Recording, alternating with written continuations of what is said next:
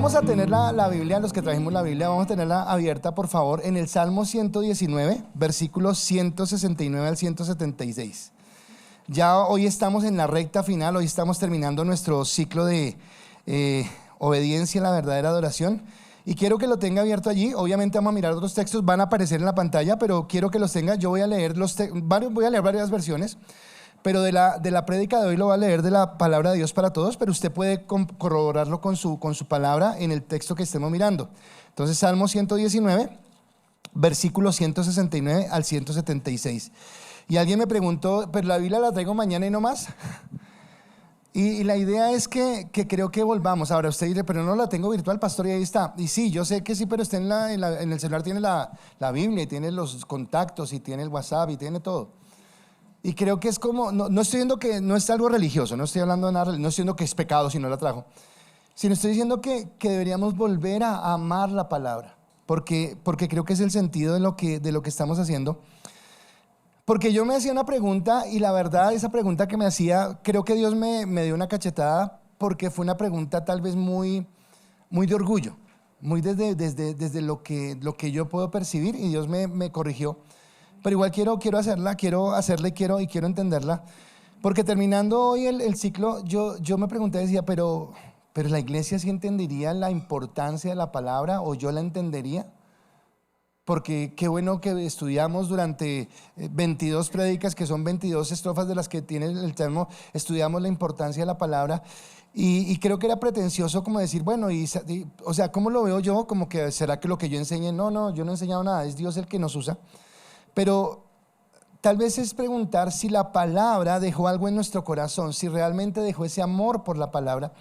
Y creo que el Señor mismo me respondía en Isaías 55:11, donde dice: así será mi palabra que sale de mi boca. No volverá a mí vacía, sino que hará lo que yo quiero y será prosperada en aquello para que la envíe. Así que el Señor lo que me dijo a mí fue: cállese. Usted cumple lo que tiene que hacer, pero quien obra el que la palabra genere en nuestros corazones un cambio es el Espíritu Santo. Es Dios el que nos trae la revelación, y creo que cada uno de nosotros, de acuerdo a un momento, de acuerdo a una condición, de acuerdo a una situación, puede recibir esta palabra para que la palabra sea de bendición. Una vez me hacen una pregunta en el seminario por un concepto que a veces escuchamos, y a veces nosotros escuchamos que la palabra siempre nos habla diferente de acuerdo a la necesidad que tengamos, y la persona me preguntaba si era verdad. Yo le decía, no es verdad. La palabra es la palabra y siempre nos va a decir lo mismo. Lo que pasa es que la vamos a recibir diferente de acuerdo al momento que estemos viviendo, de acuerdo a la circunstancia que estemos viviendo, y habrá momentos donde la palabra va a ser más relevante que en otras. Y en esta ocasión quiero decirle que para mí esta palabra ha sido tremendamente relevante, y oro para que sea también en nuestros corazones esa palabra que venga y nos permita entender el propósito de Dios. Así que, finalizando, quisiera tomar el corazón de todo el Salmo 119 y decirles que mi oración por mí primeramente, porque soy el primero que necesita esta oración, soy el primero que me rodillo delante de Dios y le digo: Señor, que esto se cumpla en mi vida, pero quisiera que se cumpliera en toda la iglesia. Es lo que dice el Salmo 119, pero en el versículo 97, que dice: oh, cuánto amo yo tu ley, todo el día es ella mi meditación. O sea, si lográramos amar la palabra de esa manera, si lográramos, no sé si fue el miércoles que lo predicaba, y decía cómo la palabra se habla de ella misma como un tesoro. Y a veces pienso, si nosotros no estamos al lado de un tesoro y muriendo de hambre, al lado de un tesoro y con escasez, al lado de un tesoro y pasando angustias porque no hemos escudriñado, porque no hemos ido a ese tesoro, y porque no hemos tenido la suficiente humildad y la suficiente diligencia para acercarnos a la palabra y entenderla. Así que quiero que podamos amar la palabra. Y hoy, empezando o terminando mejor este ciclo del Salmo 119, quiero decirle, y que usted lo entienda, obviamente hay palabras que hablan de mandamiento, de ley, de ordenanza, de mandato, de precepto, pero el Salmo 119, y hoy se lo quiero expresar a través de la prédica, no es un conjunto de mandatos o normas a la que Dios le dice: tiene que cumplir esto. No es eso el Salmo 119. Yo el Salmo 119 hoy, y es lo que vamos a hablar, lo veo como un salmo que me permite a mí conocer el carácter de Dios. Y por favor, présteme atención porque voy a decir muchas cosas, pero todo está conectado, nada está suelto. Es el conocer el carácter de Dios. Y ese carácter de Dios que me permite conocer el Salmo es un carácter primero veraz. Dios es veraz. En Dios no hay sombra ni mudanza de variación. Él es veraz. Él dijo sí, así es. Y Él dijo no, y así es. Porque me muestra el carácter de Dios. Pero no solamente me muestra el carácter de Dios en su veracidad, sino me muestra el carácter de Dios en su justicia. Dios es justo. No hay nada, no hay un juicio que emita Dios del cual nosotros podamos levantar la mano y reprochar diciendo: Dios, eso que has hecho o eso que has decretado no es justo. No hay uno solo. Todos los decretos de Dios son justos, son perfectos, son verdaderos.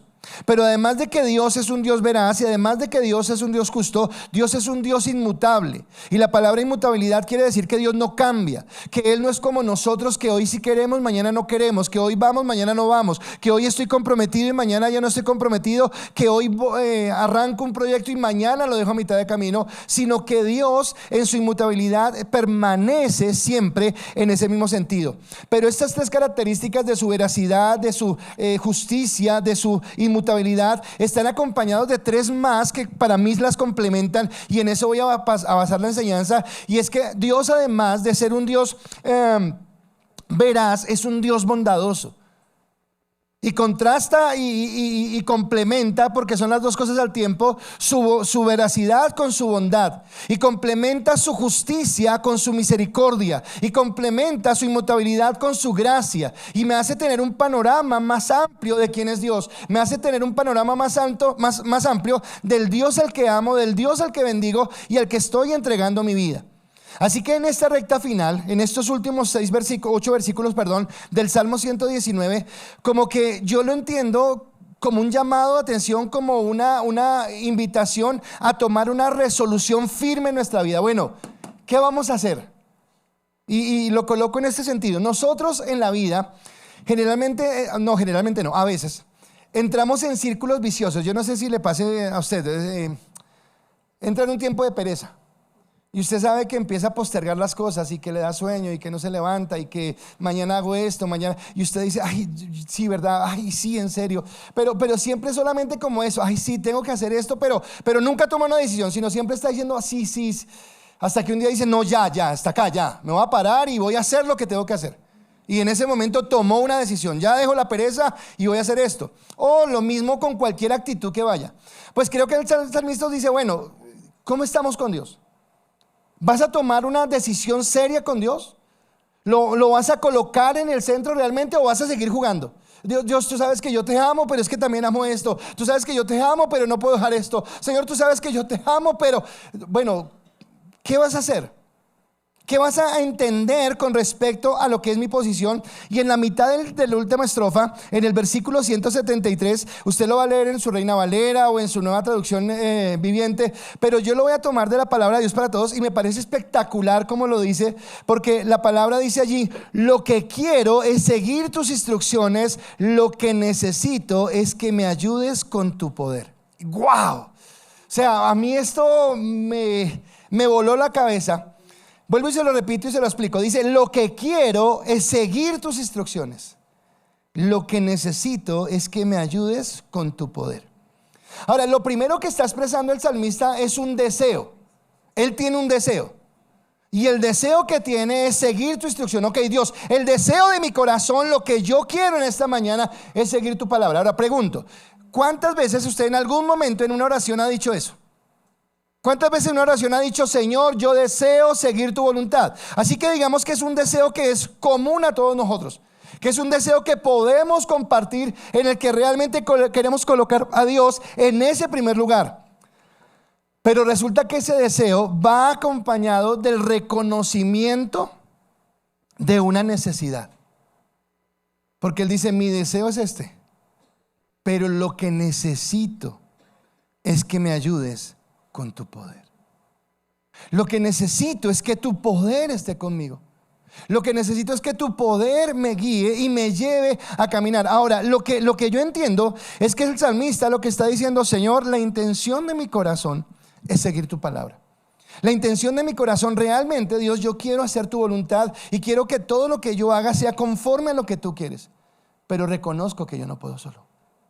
Reconozco que en mí hay una debilidad que me va a llevar a apartarme siempre, a caminar por un camino diferente, a tener en mi corazón sentimientos o actitudes que no son correctas delante de ti. Dios, por favor, ayúdame.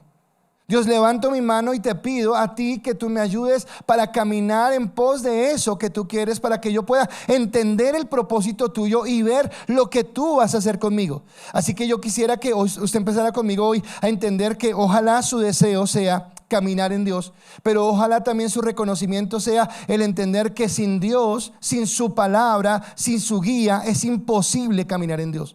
Y creo que esto es básico para esta prédica y es básico para nuestra vida cristiana. Entender que nunca podremos pensar que estamos lo suficientemente santos o lo suficientemente maduros o lo suficientemente cimentados en la iglesia como para pretender no depender de la palabra. Dependo de la palabra 100% todo el tiempo y en todo momento.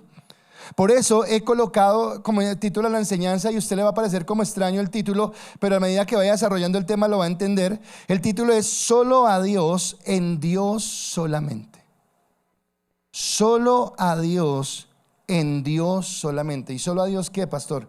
¿Y en Dios solamente qué? De eso es lo que vamos a hablar. Solo en Dios, solo a Dios, en Dios solamente. Y a través de la enseñanza vamos a ir descubriendo el carácter de Dios. Pero yo quiero hacerle una invitación que mientras que usted va descubriendo el carácter de Dios, que usted también pueda decir en qué momento se encuentra, en qué instante está de su relación con Dios. ¿Cómo va en su profundidad de su relación con Dios en este momento? ¿En qué punto se encuentra? Porque es lo que nos va a dar. Y empiezo con mi primer punto. Mi primer punto es: solo a Dios puedo clamar, en Dios solamente encuentro respuesta. Solo a Dios puedo clamar, en Dios solamente encuentro respuesta. Ahora, el salmista empieza la estrofa reconociendo una necesidad. Cuando usted en las escuelas le enseñan sobre el arrepentimiento, le dicen que el primer paso para el arrepentimiento genuino es el reconocimiento de una necesidad. Y tal vez suene fácil y suene obvio lo que estoy diciendo, pero aunque suene fácil y obvio, muchas veces lo que nos cuesta es reconocer que necesitamos algo, que necesitamos ayuda, que necesitamos levantar la mano y decir: estoy enredado en este asunto, estoy enredado en este sentimiento, estoy enredado en este negocio, estoy enredado en esta forma de actuar y necesito que Dios me ayude.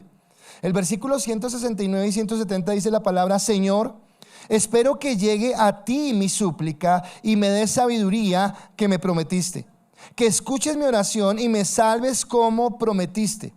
Ahora, si usted mira, el salmista en dos ocasiones está hablando o está aduciendo a las promesas de Dios. Le está diciendo: Señor, conforme a lo que tú has prometido darme sabiduría. Señor, en este momento necesito la sabiduría. Señor, tú has prometido salvarme. Señor, en este momento necesito aferrarme a esa promesa porque estoy suplicándote. Ahora, ¿cuándo suplica uno a Dios? Cuando eleva una plegaria a Dios. Eleva una plegaria cuando está pasando un momento de adversidad, cuando está pasando un momento de necesidad y cuando las cosas se están saliendo del control.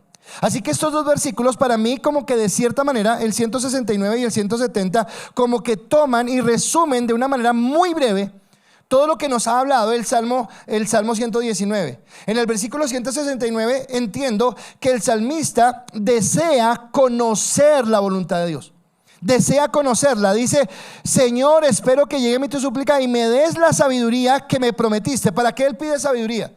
Quiero entrar en esta palabra, quiero sumergirme en esta palabra y encontrar la verdad que ella tiene para mí. Señor, tú prometiste que me ibas a revelar esta palabra. Entiendo que no es un libro de geografía, entiendo que no es un libro de matemáticas, entiendo que no son las ciencias naturales, entiendo que es tu palabra, y como es tu palabra necesito que tú me des la sabiduría para entenderla, porque así podré conocer la voluntad de Dios para mi vida. Esta mañana decía, cuando nosotros decimos yo quiero obedecer a Dios, tenemos un problema, y es que queremos obedecer a Dios desde lo que yo supongo, porque no vamos a la palabra. Entonces muchas veces tenemos actitudes religiosas porque yo supongo que a Dios le agrada esto, porque a mí me parece que esto lo puedo hacer porque como que no es tan malo. Y me parece que esto no lo puedo hacer porque eso sí es malo. Pero mi juicio no sale de realmente haber entendido que la palabra me dijo sí, hágalo o no hágalo, sino de lo que yo creo. Y Dios nos dejó su palabra, no para que nosotros supongamos, sino para que nosotros entendamos cuál es la voluntad de Dios. Así que si el deseo de mi corazón es cumplir la voluntad de Dios, pues ese deseo de mi corazón de cumplir la voluntad de Dios va acompañado de entender la palabra, porque sin la palabra es imposible que yo entienda cuál es el deseo o el propósito de Dios para mi vida. Así que cuando yo conozco la palabra, cuando acudo a la promesa de Dios que me dará sabiduría, y cuando yo en sabiduría leo la palabra y la palabra me revela lo que Él quiere para mi vida, ya entenderé que Él la está cumpliendo y podré caminar en la obediencia, que es el factor de mi adoración, que es lo que estamos hablando. Pero el versículo 170, donde dice que escuches mi oración y me salves como prometiste, lo que Él está haciendo es que reconoce lo mismo que dijimos anteriormente, que es imposible que él pueda caminar en la palabra si Dios no le ayuda. Hoy en día hay muchos mensajes donde te hablan de lo fantástico que tú eres, de lo poderoso que tú eres, de que sueña y vencerás, de cómo alcanzarás tantas metas, y resulta que la palabra acá me dice algo diferente. Que si yo no dependo de Dios, que si yo no voy humillado delante de Dios, doblego mi corazón, doblego mi servicio y le digo: Dios, solamente por ti, solamente en ti podré caminar de esa manera, será imposible. Y es cuando Dios me permite a mí acercarme a esa gracia, me permite acercarme a ese amor, me permite acercarme a esa misericordia y entender lo que Dios quiere para nosotros. Ahora dice que podemos encontrar una salvación que me asegura una comunión eterna, y el salmista empieza a describir el carácter de Dios, y lo primero que veo es que habla de la veracidad de Dios. Ahora, ¿dónde radica la veracidad de Dios? Él cree en su palabra o cree en sus promesas, y cuando cree en sus promesas Él está diciendo que Dios es veraz.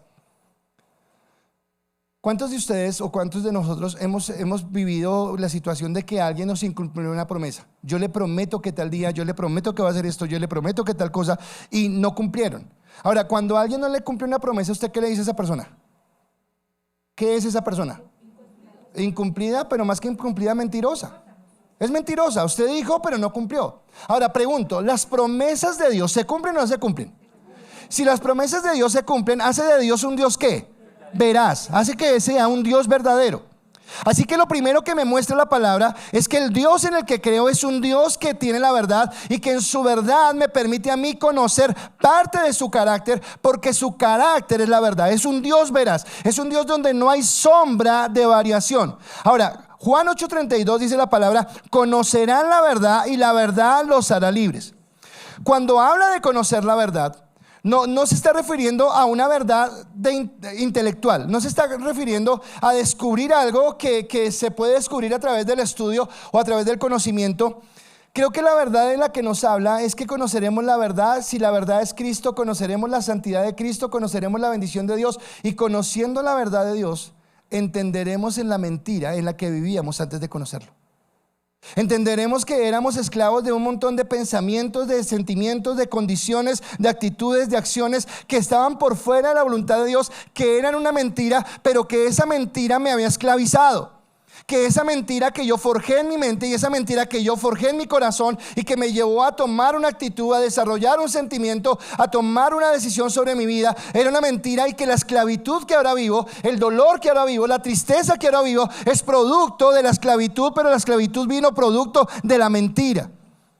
Y entonces Jesús dice: conoceréis la verdad y la verdad nos hará libres. Ahora, hay algo tremendo acá. Y es que conocer la verdad no solamente es conocer la santidad de Dios, sino conocer la verdad es conocer la pobreza de nosotros como seres humanos. Por eso entonces tomo la verdad y la combino con la verdad y la combino con la bondad de Dios, porque hay un texto en Tito, y voy a leerlo en este momento, pero en Tito yo creo que se condensan las dos expresiones, tanto de verdad como de la bondad de Dios. Porque en Tito capítulo 3, versículo 3 al 5, dice la palabra, y leo solamente el versículo 3 empezando, dice: antes nosotros también éramos insensatos, no obedecíamos y estábamos perdidos. Éramos esclavos de toda clase de placeres y deseos. Éramos malvados y envidiosos. Los demás nos odiaban y nosotros a ellos. Pregunto, ¿en algo de esto nos identificamos en nuestra antigua manera de vivir? habla de nuestras pasiones, habla de nuestros celos, habla de nuestros orgullos, habla de nuestros conflictos, habla de nuestras peleas. Ahora, conocer la verdad es conocer que esa es mi realidad. Y cuando yo conozco esa realidad me invalida delante de Dios, no me permite acercarme a Dios. ¿Cómo me acerco yo a un Dios perfecto entendiendo que esa es mi realidad? Pero viene lo que dice el versículo 4 y 5 del texto de Tito. Pero Dios, nuestro Salvador, mostró su bondad y su amor por la humanidad. Él nos salvó gracias a su misericordia, no por algo bueno que hubiéramos hecho. Nos salvó lavándonos, dándonos una vida nueva al renovarnos por medio del Espíritu Santo. Quiere decir que me permite conocer la verdad, pero que esa verdad me hace libre cuando yo reconozco la verdad de mi condición, como estoy sin Dios, pero también entiendo que Dios extendió su bondad y que en su bondad me mira con ojos de amor. Que en su bondad me permite a mí entender que aunque yo esté muerto en mis delitos y mis pecados, hay una esperanza, y esa esperanza viene de Él, porque ha extendido su bondad. Porque aunque Él sabe que he pecado, aunque Él sabe que me he equivocado, aunque Él sabe que mi naturaleza me lleva todo siempre por el camino equivocado, Dios en su bondad siempre, una y otra vez, querrá nuevamente enderezarme, querrá guiarme a lo que Dios quiere. Así que cuando yo veo a Cristo, no veo solamente encarnado al Hijo de Dios, sino que estoy viendo encarnado el amor y estoy viendo encarnada la bondad de Dios, porque el amor y la bondad de Dios se hacen manifiestas en la cruz del Calvario, donde alguien fue y tomó el lugar que a mí me correspondía, porque yo estaba muerto y no tenía opción, pero ahora Él lo ha hecho. Así que puedo entender la bendición. Yo hablaba de algo esta mañana. ¿Sabe que la verdad es primordial para el evangelismo? ¿Sabe que la verdad es primordial cuando usted le va a compartir a alguien de la palabra? Y colocaba un ejemplo esta mañana, y con respeto a todas las personas que están enfermas, pero no encuentro otro ejemplo. Si yo soy médico y yo descubro que mi paciente tiene enfermedad terminal y que necesito hacerle rápidamente una cirugía, porque si no va a correr peligro su vida, yo no le puedo decir a mi paciente: oye, no, estás formidable, estás fantástico, quiero hacerte una cirugía como para descartar. No, yo tengo que ser ¿qué? Ahora, ¿será agradable para el médico decirle a su paciente que lo que tiene es una enfermedad terminal? Pero ¿qué es lo honesto? ¿Cuál es la verdad? Listo, usted sabe que el pecado es una enfermedad terminal. Así que cuando yo voy a evangelizar, pero mi forma de evangelizar es decirle a la gente: ay, es que Dios es tan lindo y te ama tanto, que Él quiere ofrecerte una eternidad y quiere que tú camines con Él en calles de oro y en mares de cristal, y quiere cambiarte todo en tu vida, darte prosperidad, darte bendición, cambiar a esa suegra. No, tú dices: qué bueno, perfecto. Pero tú en ningún momento le dices: estás en pecado y ese pecado te está comiendo por dentro. Así que yo no puedo conocer la bondad de Dios si primero no conozco la verdad de Dios, si primero no soy consciente de mi realidad, no soy consciente de lo que hay en mi corazón, no soy consciente de que camino en una naturaleza pecaminosa y que si no es por Él no cambia. Así que en mi evangelización, ahora no es que usted ahora el pastor dijo entonces ustedes pecadores, no, es contacto, es con la sabiduría de Dios. Pero yo no puedo esconderle a las personas su pecado. Yo no puedo decirle a la gente que todo está bien cuando nada está bien.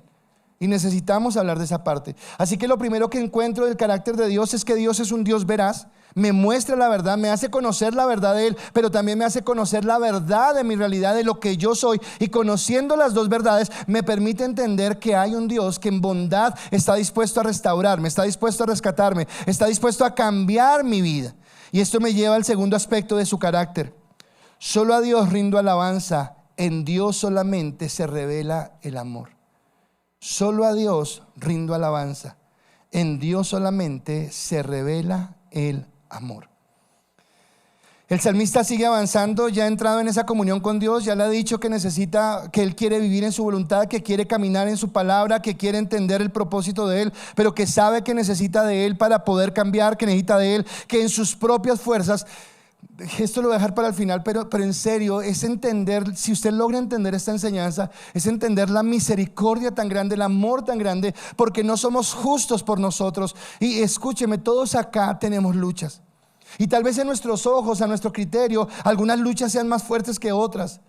Pero las luchas son iguales delante de Dios, porque cada lucha que usted libra lo que pretende es apartarlo de Dios, lo que pretende es sacarlo de su gracia, lo que pretende es no permitir que usted disfrute el amor de Dios. Pero ahora el Señor lo lleva a esa bendición. Por eso el salmista explota en alabanza. Para mí es una explosión de alabanza. Y en el versículo 171 y 172 dice: de mis labios brota la alabanza, porque me enseñaste tus mandamientos. Ayúdame, otra vez le pide ayuda, a obedecer tus mandamientos, y déjame expresarte mi alegría, porque todas tus leyes son justas. Le está diciendo: quiero, Dios, expresarte la gratitud de mi corazón. Quiero, Dios, decirte cuánto te amo, cuánto te quiero. Quiero decirte, Dios, lo importante que eres tú para mí, y entender cómo puedo acercarme a ti. Ahora, es como esa manifestación de júbilo que él tiene. Me llamó la atención, si alguno tiene acá la Nueva Traducción Viviente lo verá. En el versículo 172 lo que dice es: que mi lengua cante tu palabra. Y yo dije: wow, qué declaración tan sorprendente. Que mi lengua cante tu palabra. Para mí es poderoso. Yo no sé, creo que lo hemos dicho en algunas ocasiones, pero cuando los chicos de la alabanza suben acá a cantar, ellos no vienen a cantar el hit de moda.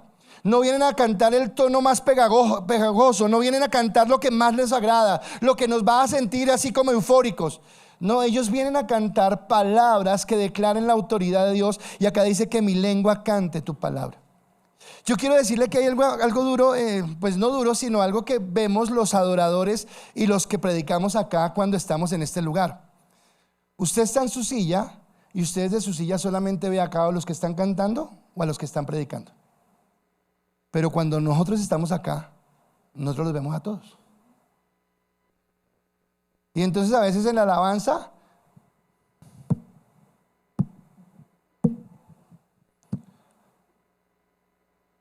o en la prédica,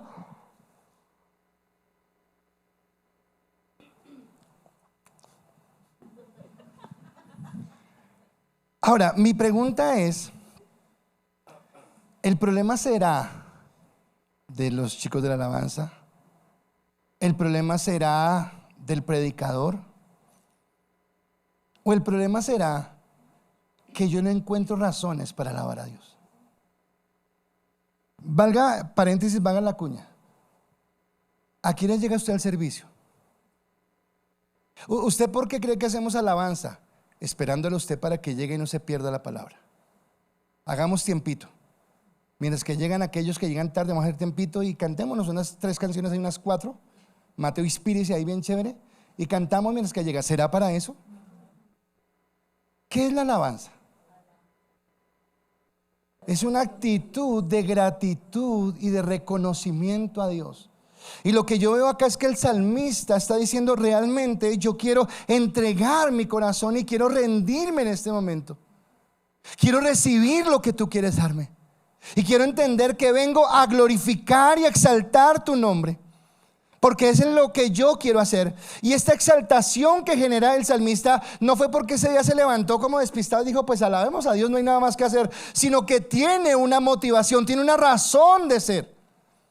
El salmista está adorando porque tiene razones, y voy a hablarles la primera razón: por el conocimiento que él tiene del carácter de Dios, que lo identifica como un Dios justo. Ahora, el Dios en el que usted y yo confiamos es un Dios justo.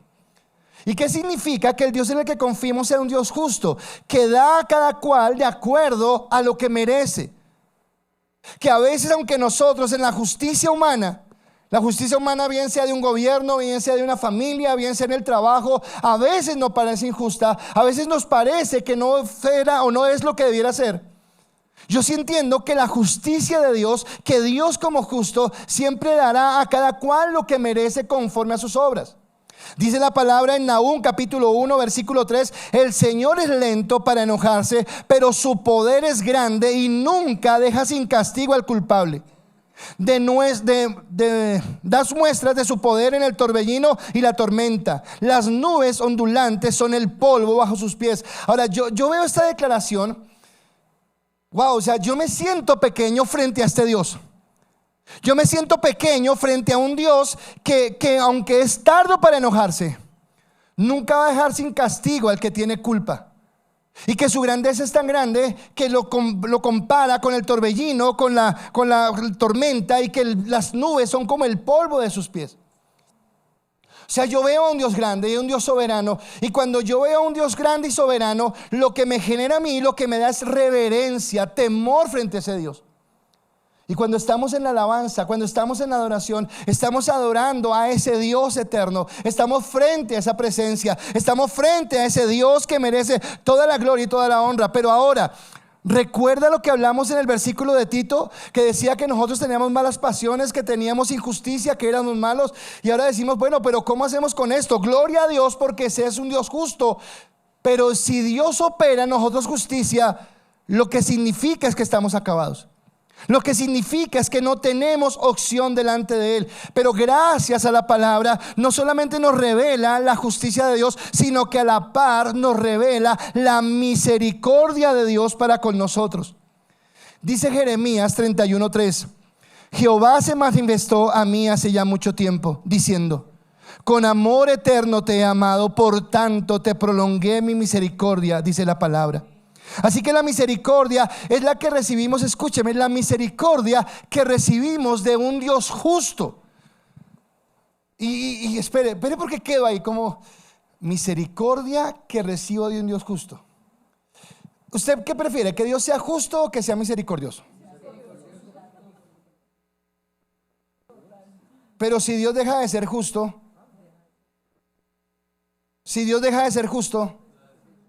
no es Dios. Entonces yo no quiero que Él deje de ser Dios. Así que yo quiero que sea justo. Pero el problema es que si yo quiero que sea justo, estoy en problemas, porque no tengo nada que hacer. Entonces mejor busquemos al Dios misericordioso. Gloria a Dios.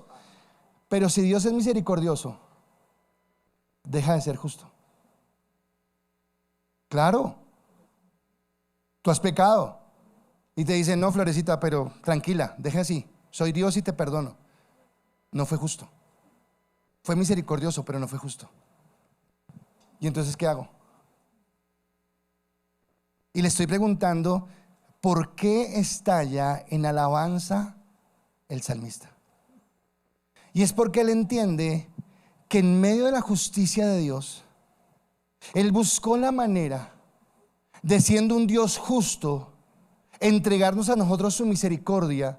Y la misericordia que la entregó a través de su Hijo, colocando a Cristo en la cruz del Calvario, colocando sobre Él la ira por todos los pecados que nosotros habíamos cometido. Así que Él tomó la culpa, tomó el pecado, tomó la maldad de cada uno de nosotros y la imputó a Cristo en la cruz del Calvario, diciendo: estos son los pecados de mis hijos y ahora los coloco sobre ti. Y tomó la justicia de Cristo y la colocó sobre mi vida, para que en medio de la maldad en la que yo vivía pueda alcanzar la justicia de Dios. Así que un Dios que es justo a sus hijos, a sus elegidos, les mostró su misericordia. Así que cuando el salmista alaba y su lengua canta la palabra de Dios, él tiene por qué cantarla, porque está diciendo: conozco a un Dios que sin dejar de ser justo me ha mostrado su misericordia, que sin dejar de ser justo me ha levantado y me ha llevado a conocer su gracia, a conocer su amor. Pero yo no puedo conocer esto si no entiendo o si no soy consciente de la maldad, del pecado que había en mi vida. Así que ahora mi pregunta es: ¿cómo no alabarlo? ¿Cómo no rendirle nuestro corazón? Y ahora, la alabanza del domingo, del miércoles, cuando vengamos al servicio, es importante porque es la alabanza que presentamos a Dios congregacionalmente. Como hijos nos reunimos en un mismo lugar para juntos levantar nuestras manos, levantar nuestras voces, adorarle, bendecirle, exaltarle, decirle: Señor, aunque hubo uno más entre las llamas, por eso no se quemaron; aunque hubo uno más en las aguas, por eso se abrió el mar. Nos levantamos a proclamar esto, pero también lo hacemos en privado, en nuestro tiempo diario con Dios, en nuestra alabanza, en nuestra comunión con Dios. Lo hacemos en nuestra obediencia. Cada vez que caminamos conforme a su palabra, le estamos diciendo que lo amamos y que lo bendecimos y que estamos en bendición. Así que solo a Dios rindo alabanza, porque en Dios solamente se revela el amor. Alabo a Dios porque soy beneficiario de su amor. Alabo a Dios no porque no tengo nada más que hacer, o simplemente porque tengo una concepción allá muy difusa de Dios y seguramente ese Dios merece alabanza. No, lo alabo porque yo entiendo lo que Él ha hecho de manera personal en mi vida, cómo transformó mi vida, cómo cambió mi pensamiento, cómo me llevó a ser una persona diferente. Ahora te pregunto, ¿en qué momento estás? ¿En el de conocer la verdad y la bondad de Dios al tiempo? ¿Y estás allí y no has avanzado? O tal vez ya entiendes que Dios es un Dios justo, pero que siendo un Dios justo ha extendido sobre tu vida su misericordia, y ya estás en ese punto. Porque es como crecer en ese proceso de conocimiento de Dios y de su gracia. Pero viene un tercer aspecto, y es: solo a Dios rindo adoración, en Dios solamente encuentro propósito. Solo a Dios rindo adoración, en Dios solamente encuentro propósito. Y el salmista llega al clímax de su declaración en este texto del Salmo.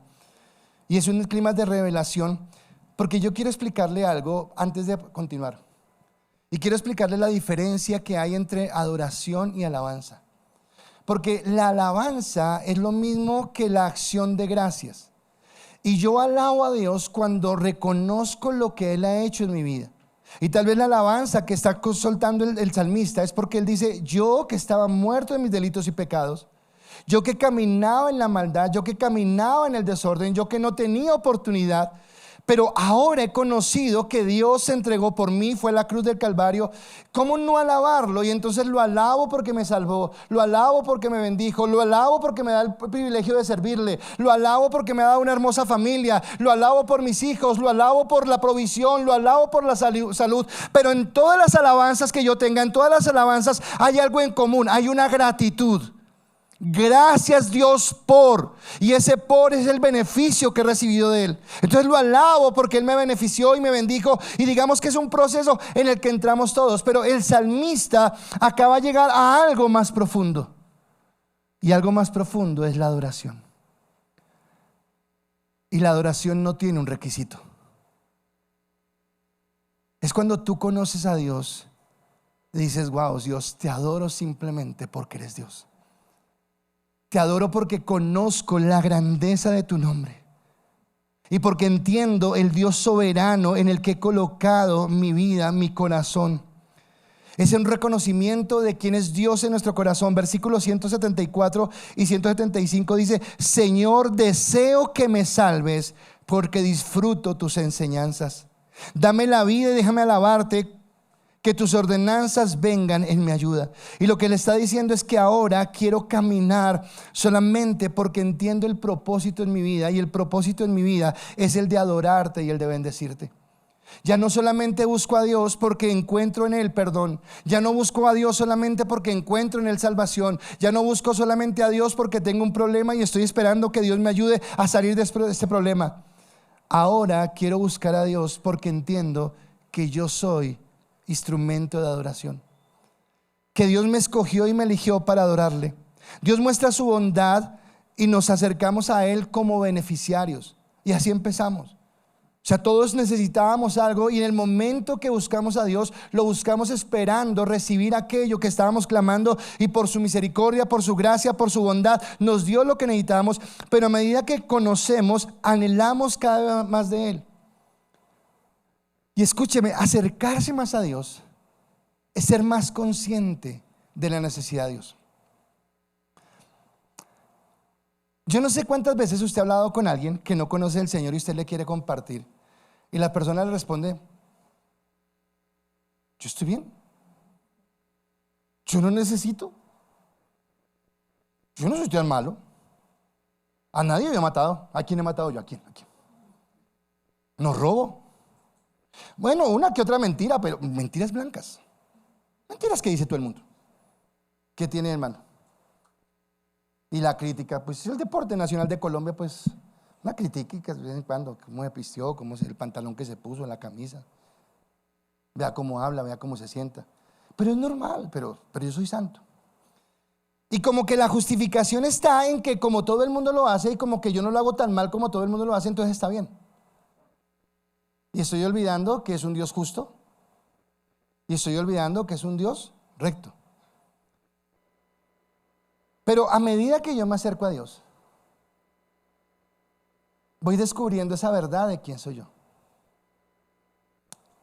Y yo decía algo esta mañana, viene ahorita de lo que viene, del punto en que estoy. Pero la santidad es algo personal. Yo ahorita puedo salir y decir, oiga, ¿cuántos vamos a comer hamburguesa? ¡Uf!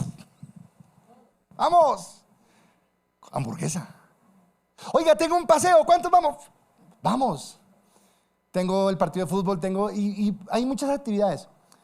Pero ¿sabe que la santidad es algo que cada persona corre sola? Que la santidad es algo que yo no puedo compartir con nadie, porque soy yo el que decido qué nivel de santidad voy a tener. Y que de pronto muchos no querrán caminar, o muchos no lo van a entender, o muchos no lo van a ver. Porque yo entiendo que ya me voy acercando a Dios. Entonces déjeme volver a la primera cena, donde las personas que no conocen, yo no soy tan malo, no sé qué. Pero cuando tú te vas acercando a la luz que es Cristo, cuando tú te vas acercando a la verdad que es Cristo, resulta que esas personas con las que antes te comparabas van quedando atrás. Entonces ya no hay más con quién compararse. No soy tan malo como este, no soy tan mentiroso como este, no soy tan grosero como este. No, ya vas quedando solo. Y ya no tienes sino que compararte con uno. Es el que está frente a tuyo, es Cristo. Y el problema es que cuando tú te comparas con Cristo, no tienes nada que hacer. Porque con Cristo no tenemos excusa. Y en ese momento es donde vamos a ser conscientes de lo tremendo que es nuestro pecado, de lo tremendo que es nuestra maldad. Pero acá es donde viene algo glorioso, porque confiamos en la misericordia de Dios. Pero ¿por qué confiamos? Recuerda que la misericordia viene por su justicia. Pero ahora, ¿cómo creer en la misericordia? Escúcheme, ¿cuántas veces usted le ha fallado a Dios? O sea, ¿usted cómo hace para saber que un día Dios no va a decir, no, ya no más? O sea, ¿otra vez? No, ya me cansé, hasta aquí. Dígame usted, sinceramente, ¿usted cree que con usted a solas? No me lo responda, hermano, no me lo responda. Pero yo sí lo voy a responder, porque me duele lo que voy a decir. Pero yo sí creo que Dios muchas veces ha estado conmigo y no me veas. ¿Otra vez? Pero es cuando el salmista me permite conocer más del carácter de Dios.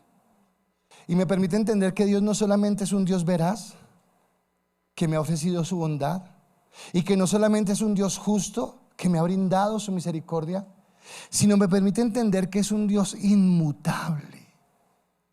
Y tremendo, tremendo, porque me hace entender que mi salvación no depende absolutamente nada de mí, sino depende de Dios, porque en su inmutabilidad les dije que es que Dios no cambia. Y entonces Dios no está como a veces pensábamos algunos en alguna época, con el libro de la vida, anotándome y borrándome, y anotándome y borrándome, y me porté bien, me anota, y me porto mal y me borra, sino que Él no cambia. Y si Él no cambia, y si Él me ha escogido, yo puedo estar seguro que aún a pesar de mí mismo, su gloria, su gracia, su bendición me ha alcanzado, y Él me llevará a su reino eterno, porque su misericordia es eterna, y porque Él es inmutable, no cambia, y su amor para contigo no ha cambiado a pesar de. Dice en Números 23:19.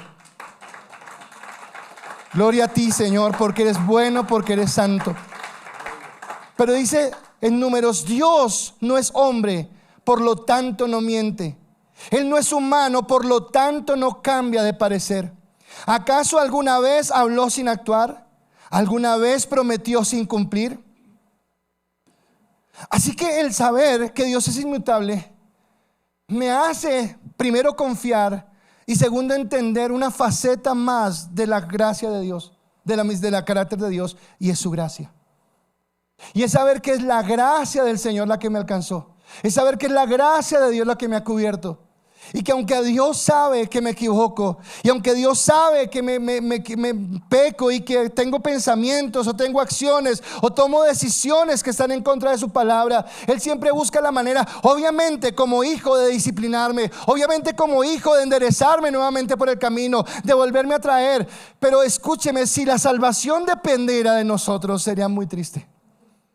Si la salvación dependiera de mí, de mis buenas acciones, de mi cumplimiento de la palabra, seguramente ninguno acá, empezando por el que les habla, tendría esperanza alguna.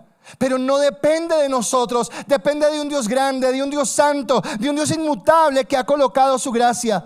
Por eso Efesios capítulo 1 versículo 4 dice: Dios quiere bendecirnos de esta manera, porque nos eligió por amor antes de la creación del mundo, para que fuésemos su pueblo santo, sin falta ante Él, por el amor que tiene. Así que Él nos amó, y Él de antemano ya sabía tus pecados.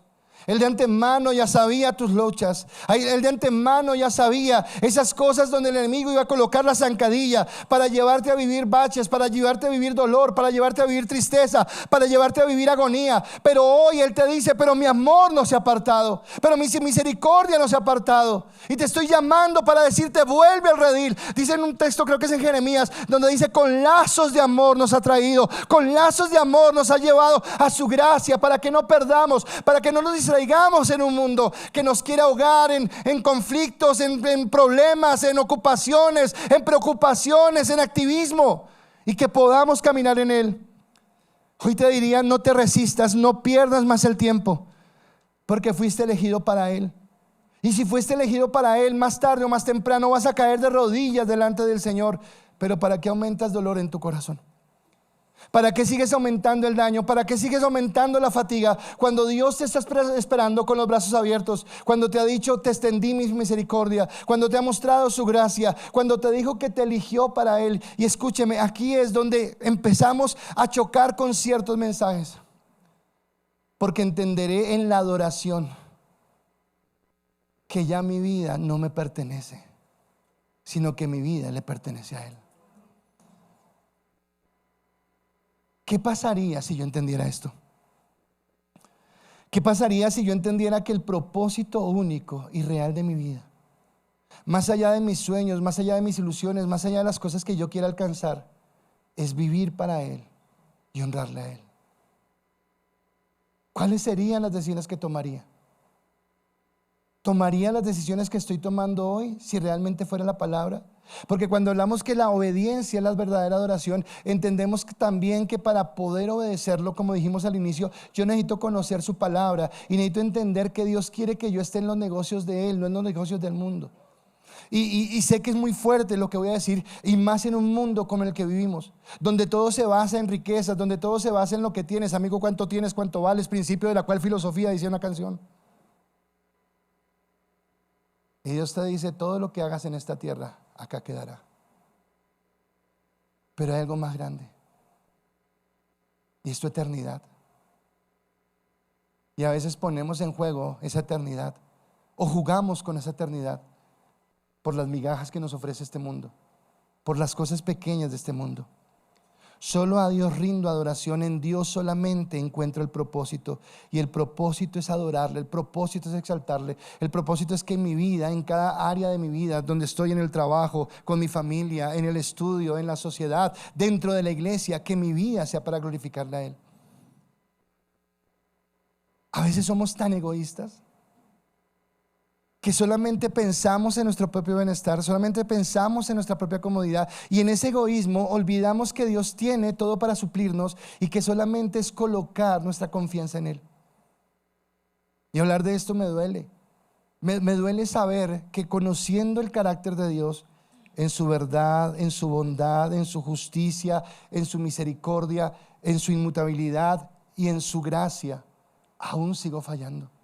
Y le digo: Señor, ayúdame, porque no sé cómo hacerlo, porque solamente tú puedes tomar el control de mis pensamientos, de mis acciones, de lo que soy. Ahora te pregunto: ¿en qué etapa estás? Porque tal vez apenas puedes estar asomándote a la puerta. Tal vez estás conociendo qué es esto de ser cristiano, qué es esto de tener una relación con Dios, cómo es. Y si estás en ese momento, yo te invito a que empieces a sumergirte, yo te invito a que empieces a caminar en esa gracia. Pero tal vez estás llegando a ese momento donde has conocido la verdad y eres consciente de que sí, que en tu vida hay pecado, que por fin has logrado aceptar que hay cosas en las que te equivocas y hay cosas que no agradan a Dios y que necesitas alcanzar la bondad de Dios y vas avanzando en este proceso.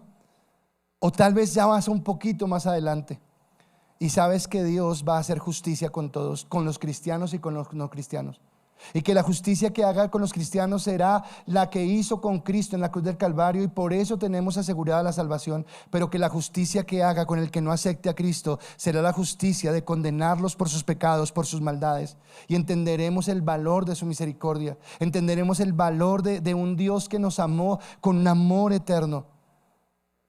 Y no sé si estás en esa etapa, pero qué glorioso llegar a la tercera. Qué glorioso decirle: Dios, te alababa o te alabo porque entiendo lo que hiciste por mí. Pero ahora, Señor, te quiero adorar porque quiero rendir mi vida para ti. Porque quiero vivir para agradarte. Porque quiero que mi vida sea lo grato. Y sabe que vivir así implica morir. Y esta carne no quiere morir.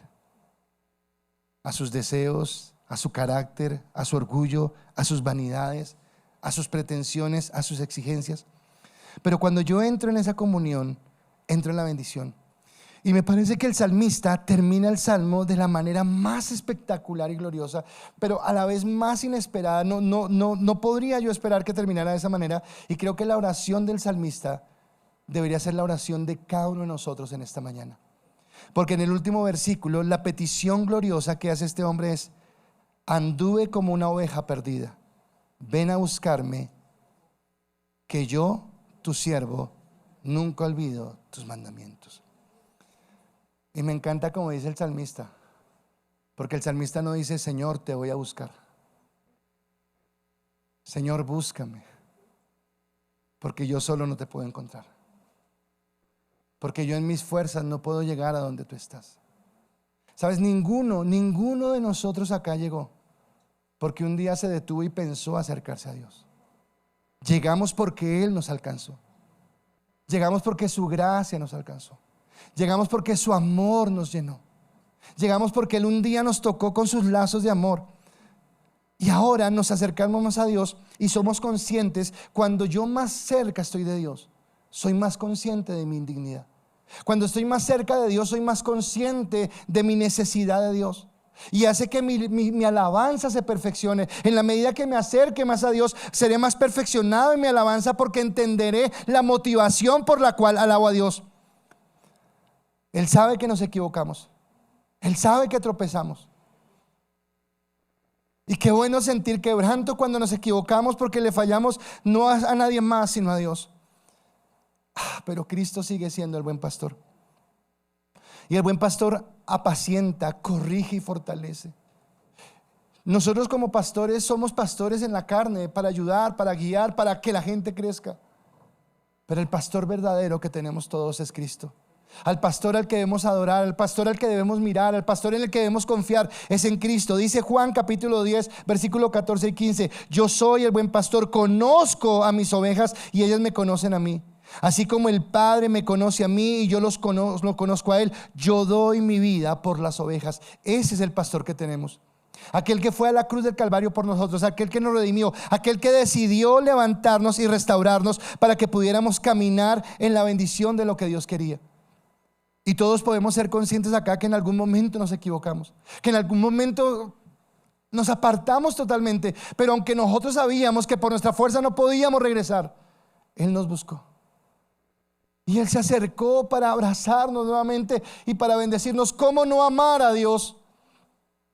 ¿Cómo no amar a un Dios que está dispuesto cada día, cada momento a levantarnos? ¿Cómo no querer escudriñar su palabra y sumergirnos en ella para encontrar en ella la verdad de la palabra? ¿Qué nos deja el Salmo? Nos muestra el carácter de Cristo, nos muestra el carácter de Dios. Pero hay algo más que me muestra a mí el Salmo: que esa ley que era imposible para mí cumplirla, Cristo vino y la cumplió en mi lugar. Cristo vino y se hizo carne, vivió entre nosotros sin pecado, sin mancha, y fue a la cruz del Calvario. Y en la cruz del Calvario, en su mente y en su corazón, estabas tú y estaba yo. Y él allí estaba entendiendo toda la maldad de nuestra vida, todos los pecados que íbamos a cometer, todo lo insensato que íbamos a hacer. Y él cargó sobre sí toda nuestra maldad y la llevó a la cruz del Calvario para que ahora la justicia que él tenía fuera imputada a nosotros. Así que nadie te puede condenar cuando vienes a Dios con un corazón arrepentido, cuando permites que el Espíritu Santo realmente toque tu vida y te cambie. Y la ley ya no se convierte en esa camisa de fuerza que te condena todo el tiempo y que te impide acercarte a Dios. La ley se convierte en esa guía a la que puedes acudir para decirle a Dios: quiero adorarte con mi obediencia. Y como mi deseo es adorarte con mi obediencia, me sumerjo en tu palabra, porque ella me dará el entendimiento de cómo comportarme, de cómo actuar, de cómo tomar decisiones, porque tú eres el que me guía, porque tú eres el que me fortalece, porque tú eres el que me lleva a puerto seguro en cada momento y en cada etapa de mi vida. ¿En dónde estás en esta mañana? Solo a Dios la gloria, en Dios solamente el perdón y la libertad. Y se lo repito una vez más: solo a Dios la gloria, porque solo en Dios tenemos perdón y tenemos libertad. El enemigo, como león rugiente, todo el tiempo nos quiere esclavizar con las mentiras. Pero Jesús dijo en esta mañana que su verdad nos libera.